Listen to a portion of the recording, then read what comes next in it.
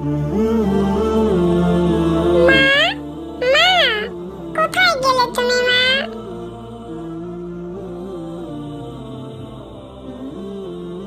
আসসালামু আলাইকুম মা, কি করছো?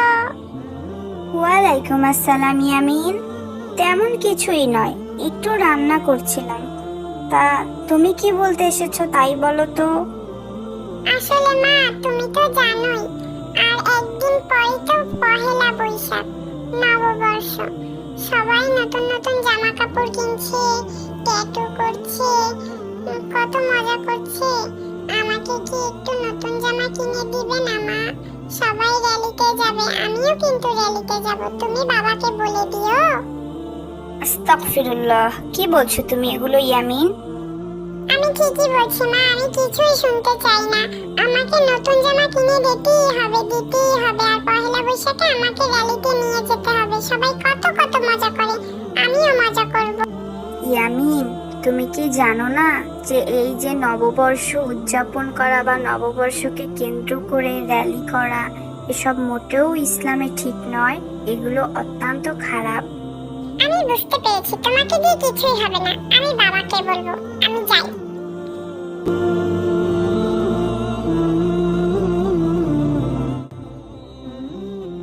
আসসালামু আলাইকুম আমার ছোট্ট বাবা। কি হয়েছে, মন খারাপ কেন তোমার বাবা? বলো আমাকে। দেখো না বাবা, আমি মাকে কতবার বলছি যে আর দুদিন বাদেই তো পহেলা বৈশাখ, আমাকে নতুন জামা কিনে দাও। বাবাকে বলো আমাকে র্যালিতে নিয়ে যায়, জানো মা বুঝতেই চাইছে না, কি সব বলছে। ও, এই জন্য আমার বাবার মন খারাপ? মন খারাপ কেনই বা হবে না বলো তো বাবা? আমার ক্লাসের সবাই নতুন নতুন পহেলা বৈশাখ উপলক্ষে জামা জুতো কিনেছে, তারা র্যালিতে যাবে, কত সব তাদের প্রোগ্রাম। কিন্তু আমি কিছুই তাদের বলতে পারি না, তাহলে আমার মন খারাপ কেন হবে না বলো? আচ্ছা বাবা, বলো তো আমাদের ধর্মের নাম কি? আমাদের ধর্মের নাম ইসলাম, এ আবার নতুন কি? আচ্ছা, আমাদের ধর্ম যেহেতু ইসলাম, সেহেতু আমাদের ধর্মে যেসব জায়েজ এবং যেসব সম্পর্কে নিষেধ করা হয়েছে, সেই সব কাজ করলে আমাদের কোথায় যেতে হবে বলো তো? কোথায় আবার? জাহান্নামে। ভালো কাজ করলে জান্নাতে যেতে হবে, আর খারাপ কাজ করলে জাহান্নামে যেতে হবে। এসব কেন বলছো বাবা? আচ্ছা, শোনো তবে, আমাদের আল্লাহ তাআলা আমাদের যেসব কাজকর্ম করতে নিষেধ করেছেন, যা আমাদের জন্য জায়েজ নয়, ক্ষতিকর, সেগুলো যদি আমরা করি তাহলে আল্লাহ তাআলা তো অবশ্যই আমাদের গুনাহ লিখবেন। আর গুনাহ লিখলে আমাদের কোথায় যেতে হবে? জাহান্নামে, সেটা তো তুমি জানোই। আর ভালো ভালো কাজ করলে কোথায় যেতে হবে? জান্নাতে, সেটাও তুমি জানো। আচ্ছা, তবে যেসব কাজ করতে নিষেধ করেছেন সেসব কাজ কি আমাদের করা যাবে বলো তো?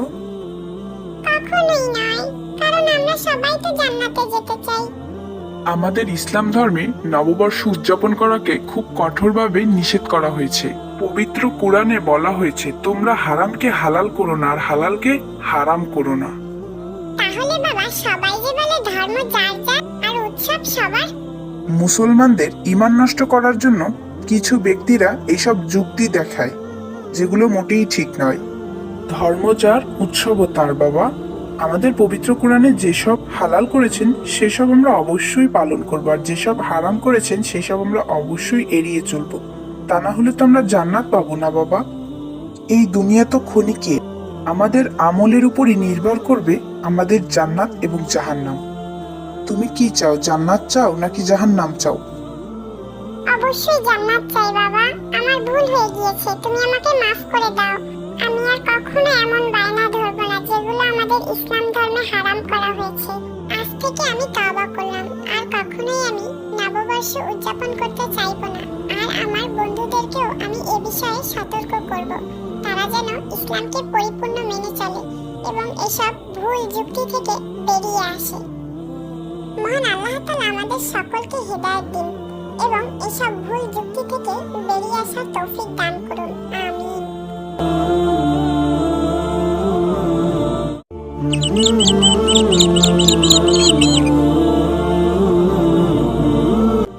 আজ 3 দিন হয়ে যাচ্ছে ঘরে কোনো খাবার নেই। সেই কোন রাতে ঝড়ের মধ্যে আমার ছেলেটা গেল মরে। আজ আমি বৃদ্ধ বয়সে, কি কষ্ট আমার। ছেলেটা আজ বেঁচে থাকলে এমন মানুষের দরজায় দরজায় ঘুরতে হতো না। বৃদ্ধ বয়স দেখে কেউ কাজও দিতে চায় না আমায়। বাহিরে বের হয়ে দেখি যদি কেউ কোনো খাবার দিয়ে সাহায্য করে আমায়। আসসালামু আলাইকুম রাইসা, কেমন আছো তুমি? ওয়ালাইকুম আসসালাম হুমায়রা, আলহামদুলিল্লাহ আমি ভালো আছি। তুমি কেমন আছো? আমিও আলহামদুলিল্লাহ ভালো আছি রাইসা। এখানে দাঁড়িয়ে কি করছো তুমি? তুমি তো জানোই হুমায়রা, আমার বাবা একজন মস্ত বড় ধনী ব্যবসায়ী। এক কাপড় বেশি দিন পরা আমার বাবা পছন্দ করেন না, তাই একটু মার্কেটে যাচ্ছি। তা তুমি কোথায় যাচ্ছ হুমায়রা? এই তো বিকাল বেলা একটু ঘুরতে বের হয়েছি মাত্র, এছাড়া কিছুই নয়। আর আমার বাবা আমাকে কিছু টাকা দিয়েছে, যদি আমার খেতে কিছু মনে চায় তাহলে খেতে বলেছে। বাচ্চারা, আমাকে কিছু খেতে দেবে তোমরা? আমি 3 দিন না খেয়ে আছি, আমাকে একটু কিছু খেতে দাও, তোমাদের জন্য অনেক দোয়া করব। আরে না না, যাও যাও তো, এসব তোমাদের ধান্দা আমি বুঝি না। বুঝেছো হুমায়রা, এখন এগুলা এদের ব্যবসা হয়ে গিয়েছে। হতে পারে সে সত্যিই খুবই ক্ষুধার্ত। তুমি এক্ষুনি আল্লাহর কাছে ক্ষমা চাও, কারণ তাদের ব্যবসা হোক যাই হোক না কেন, আমাদের তা দেখার বিষয় না। আল্লাহ বলেছেন যদি কেউ বিপদে পড়ে তোমরা তাকে সাহায্য করো। তুমি সাহায্য না করতে পারলে করবে না, কিন্তু তাকে এভাবে বাজে গালমন্দ করতে পারো না, এটা খুবই খারাপ। এই সব টাকা নেওয়ার ধান্দা, তুমি কি বুঝছো না হুমায়রা? আর তোমার যদি দিতে মন চায় তুমিই দাও, আমি এগুলো দেব না বাবা, আমার টাকার দাম আছে। হ্যাঁ রাইসা, তুমি ঠিকই বলেছো, তোমার টাকার দাম আছে, কিন্তু আমার টাকার দাম নেই।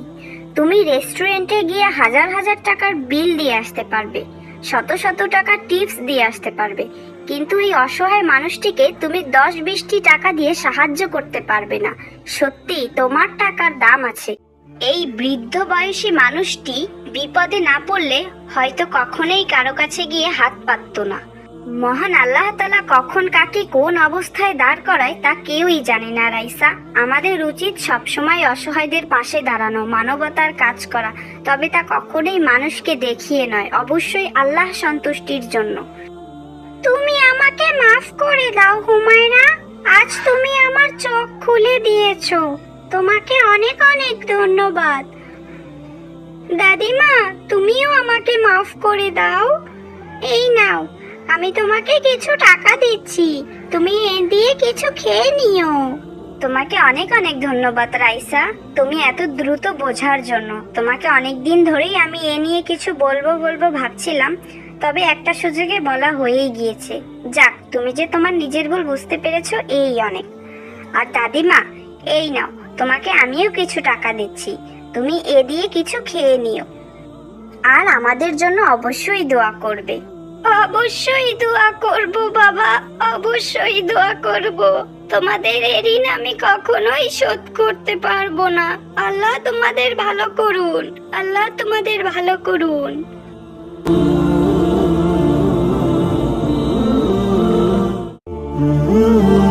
আলিপুর গ্রামে বাস করত সমেত ব্যাপারী নামে এক মুদি দোকানি। গ্রামে এক নামেই তাকে সবাই ধনী ব্যক্তি নামেই চিনে থাকে। অল্প মূল্যে পণ্য কিনে তা চড়া দামে বিক্রি করত সমেত ব্যাপারী। গ্রামে একটাই দোকান থাকার কারণে লোকজন তার কাছে যেতেই বাধ্য ছিল। কিছুই করার ছিল না গরিব মানুষদের, চড়া দামেই তার কাছ থেকে পণ্য কিনতে হতো। বাবা, আমাকে 1 কেজি চাল দিবে? দিমু না কেন, টাকা দিলে অবশ্যই দিমু। 100 টাকা দাও, 1 কেজি চাল এখনই দিতাছি। কি বলো বাবা, 1 কেজি চালের দাম 100 টাকা? এত টাকা আমি কই থেকে দিমু? 1 কেজি চাল তো মাত্র 50 টাকা। আমি এই গ্রামে নতুন বাবা, আমি অনেক গরিব মানুষ। দাও না আমাকে 1 কেজি চাল 50 টাকায়। আরে না না, কি কও? তোমার মাথাটা তো ঠিক আছে নাকি? 1 কেজি চাইলে আমি 50 টাকায় বিক্রি করলে আমার লাভ থাকবো নি? দূর হও তো এখান থেকে, আমার সামনে থেকে যাও তো।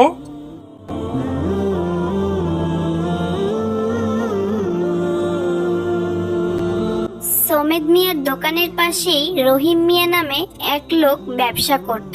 সামান্য কিছু চাল ডাল ও চিড়ে নিয়ে সে বসতো। দিন আনি দিন খাই, তার জীবনে এমনই ছিল। সে প্রতিদিন অল্প কিছু চাল ডাল দূর থেকে কিনে আনতো এবং তা সামান্য কিছু লাভ রেখে বিক্রি করত। এভাবেই তার সংসার চলতো। বাবা, আমারে 1 কেজি চাল দিবা? হ্যাঁ চাচি আম্মা, দেব না কেন, অবশ্যই দেব। তা কত করে কেজি রাখবানে বাবা আমার কাছে? আমার কাছে কিন্তু বেশি টাকা নেই বাবা। তোমার কাছে বেশি রাখবো না নে চাচিমা, তুমি চিন্তা করো না, তুমি মাত্র 40 টাকাই দিও, যেই দামে আমার কিনা দাম। কি বলছো বাবা? ওই দোকানদার যে আমার কাছে 100 টাকা চাইলো, আর তুমি মাত্র 40 টাকা রাখবে? হ্যাঁ চাচিমা, তোমার কাছ থেকে আমি না হয় একটু লাভ কমই রাখলাম। সবসময় যে বেশি লাভ রাখতে হবে এমন কোনো কথা নেই। মাঝে মাঝে অল্প কিছু লাভের মধ্যে অনেক স্বস্তি শান্তি খুঁজে পাওয়া যায়। তুমি আমার জন্য শুধু একটু দোয়া করবে, তাহলেই আমার হবে।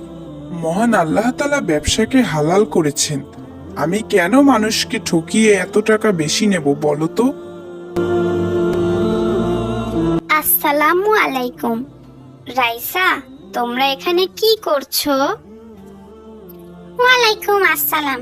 কি করছিস তুই, দেখতে পাচ্ছিস না? আমি ওর সাথে কথা বলছি, তুই আমাদের মাঝে আসলি কেন? একটা ফকিন্নি কোথাকার। এভাবে বলতে নেই রাইসা, আমরা তো সবাই মানুষ, তাহলে কেন আমরা ভেদাভেদ করি বলো তো? সবাইকেই আমাদের মিলেমিশে থাকা উচিত। না, আমি ওর সাথে মিশবো না। ওর বাবা একটা গরিব, আমার বাবা কত ধনী লোক। এক নামে সবাই তাকে ধনী ব্যক্তি নামে চেনে, আর ও একটা ফকিন্নি। ওর সাথে আমি মিশবো না, তুমি মিশলে মিশো। থাকো রাইসা আর ইয়ামিন, আমি চলে যাচ্ছি। তুমি কিছু মনে করো না হুমায়রা, ওর হয়ে আমি তোমার কাছে ক্ষমা চাইছি। না না, তুমি কেন ক্ষমা চাইবে? দোষ তো আমারই। আসলেই আমার বাবা তো গরিব, আমিও গরিব।